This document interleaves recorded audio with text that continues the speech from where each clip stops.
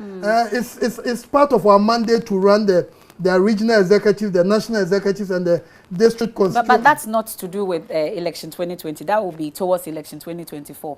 They have said that anything to do with election 2020, they will not deal with you. Don't you think you have a strained relationship with the NDC? No, we it's don't something have, you are not admitting to. We don't have anything because before the December 7th election, within a week or so, we had about 3 meetings with the NDC.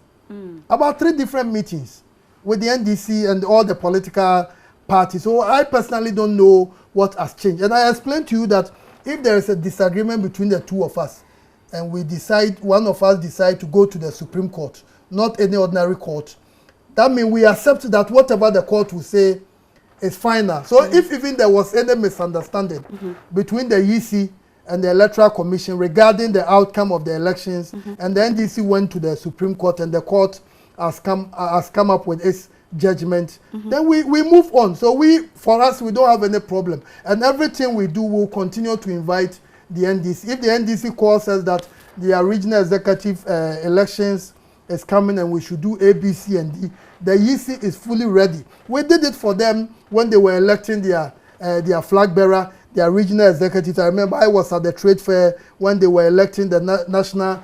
We did it for them and we'll continue to do that. Okay, but it appears that everybody sees that strained relationship. It's just the EC that doesn't see it. For instance, Dr. Mohamed Ibn Chambers, in an interaction with my colleague Evans Mensah, also mentioned that, and also in Ada, mentioned that there must be some form of efforts to be made to resolve the strained relationship between the EC and the NDC. Are there any such moves? No, so far, I've made the point very clear. At the EC level, we don't have any problem. At the EC level, the EC, MFA, don't forget, the taxpayer is MPP.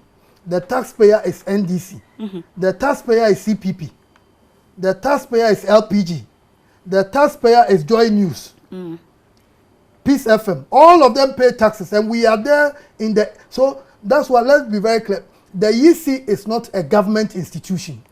The EC is a state institution. So you will not go out of your way to ensure that people are drawn to you, those that you believe, or people that believe they have issues with you. The EC is not there for government. Okay. The EC is there for the Ghanaian state. Those who understand the distinction between government and state. The government, it keeps changing.